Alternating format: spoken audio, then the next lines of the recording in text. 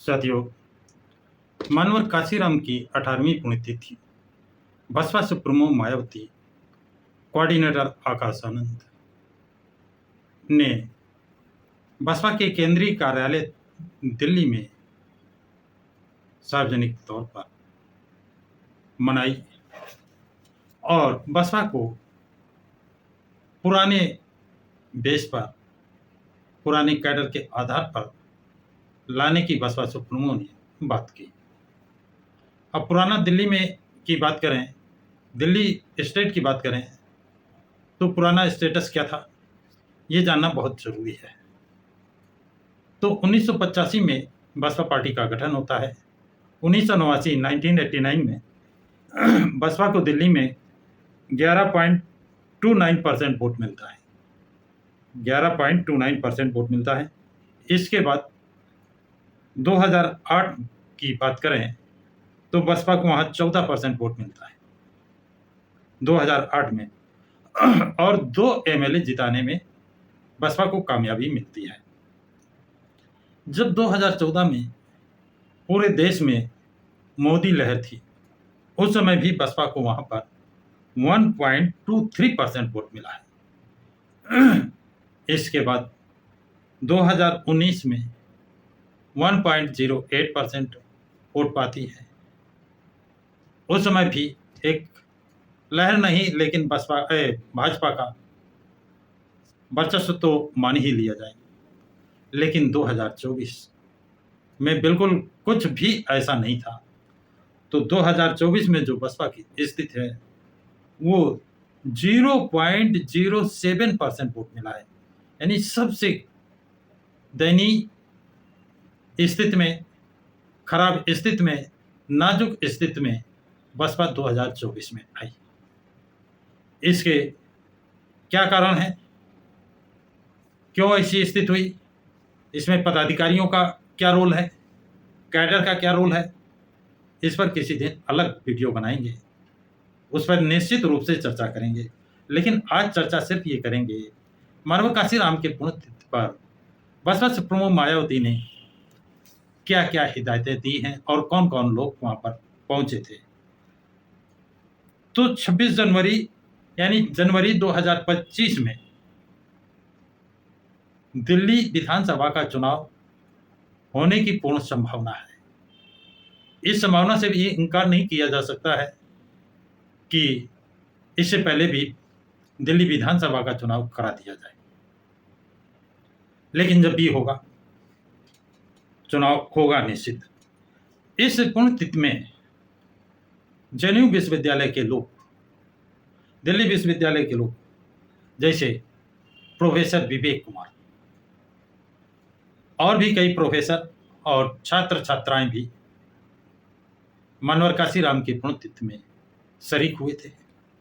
और वो सब के सब बसपा के राष्ट्रीय कोऑर्डिनेटर आकाश आनंद से मिलना चाहते थे और उनसे मिले भी। अन्य प्रोफेसर विवेक के अलावा अन्य प्रोफेसर भी वहां पर आए हुए थे। और ऐसी स्थिति में जो वहां का माहौल था, बसपा सुप्रीमो ने और प्राप्त जानकारी के अनुसार ये दिल्ली का पूरा चुनाव आकाश आनंद और नितिन के कंधों पर छोड़ा गया है। टिकटों का वितरण आकाश आनंद और नितिन की मर्जी से ही किया जाएगा। जो भी नाम आएंगे, जो कैंडिडेट आएंगे, उनका परीक्षण, उनका साक्षात्कार, उनकी जनता में क्या इमेज है, जनता उन्हें कितना चाहती है, और इसकी वो खुद तथा गोपनीय जांच भी कराएंगे। एक बात जो सबसे महत्वपूर्ण और आई है, यह है कि वामसेप को पुनर्जीवित करने का। यदि वामसेप को जिलाध्यक्ष से अलग, जैसे वो सेपरेट विंग थी, वो इन नेताओं की सारे क्रियाकलापों की गोपनीय रिपोर्ट शीर्ष को सौंपती थी, उस तरह से पामसेप को अगर पुनर्जीवित कर दिया गया तो निश्चित रूप से बसपा बहुत ही जल्दी अपने पुराने रूप में आ जाएगी।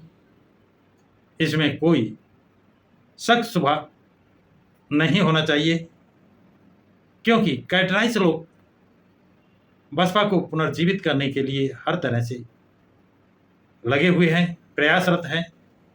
लेकिन बसपा के कुछ पदाधिकारी वो विभीषण कुंभकर्ण की नींद सो रहे हैं। और दूसरे शब्दों का आज अभी प्रयोग हम नहीं करेंगे, लेकिन उनको नींद से जगाना और क्षेत्र में भेजना बहुत ज़रूरी है। 5 स्टार होटल से बैठकर मीटिंग करने से काम चलने वाला नहीं है। इसी परिप्रेक्ष्य में जेएनयू के छात्र जो पीएचडी कर रहे हैं, प्रमोद सागर ने भी अपने उद्गार व्यक्त किए। वो क्यों बसपा से जोड़कर बसपा मिशन को आगे बढ़ाना चाहते हैं। और प्रियांशी जो जेएनयू छात्र संघ की पदाधिकारी हैं, वो भी अपने साथियों और सहेलियों के साथ वहाँ पहुँची थी। वो भी बसपा मिशन को आगे बढ़ते और बढ़ाने के लिए तत्पर हैं। तो सवाल ये पैदा होता है कि ये सभी मिशनरी लोग या रिटायर जो बामसेप के लोग, वो अन्य जो 29 शाखाएं बामसेप की हैं उनसे नहीं बसपा से जुड़ना चाहते हैं, बसपा से जुड़कर बसपा को आगे बढ़ाना चाहते हैं। अब जरूरत यह है बसपा के जो पदाधिकारी हैं, जिलाध्यक्ष हैं, कोऑर्डिनेटर हैं, ये उनका सहयोग क्यों नहीं ले रहे हैं, क्यों नहीं लेना चाहते हैं, इनको क्या दिक्कत है, ये एक अहम सवाल है। इस पर आकाश आनंद को, बसपा सुप्रीमो मायावती को और अन्य पदाधिकारियों को जरूर गौर करना चाहिए, इस पर ध्यान देना चाहिए। और बामसेप एक स्वतंत्र विंग पहले थी मनोहर काशीराम के पीरियड में, उसी तरह उसे स्वतंत्र करें और वो जनता की, पदाधिकारियों की और जो एमएलए एमपी हैं उनकी गतिविधियों की सही जानकारी बसपा सुप्रीमो को समय समय पर पहुंचाते रहें। तो ये जो बसपा का ग्राफ गिरा है, इसे उठने में, इसे पुनः अपने पुराने रूप में आने में ज़्यादा समय नहीं लगेगा। तो साथियों, ये जानकारी आप लोगों को कैसी लगी है, कमेंट्स बॉक्स में कमेंट्स ज़रूर लिखें कि इसमें हम और क्या, मुझे सलाह है कि मैं क्या और सलाह दूं। ऐसी चीज़ें आप कमेंट्स बॉक्स में ज़रूर लिख सकते हैं। मैं आपके कमेंट्स पढ़ता हूं और उसका रिप्लाई देने का प्रयास ज़रूर करता हूं।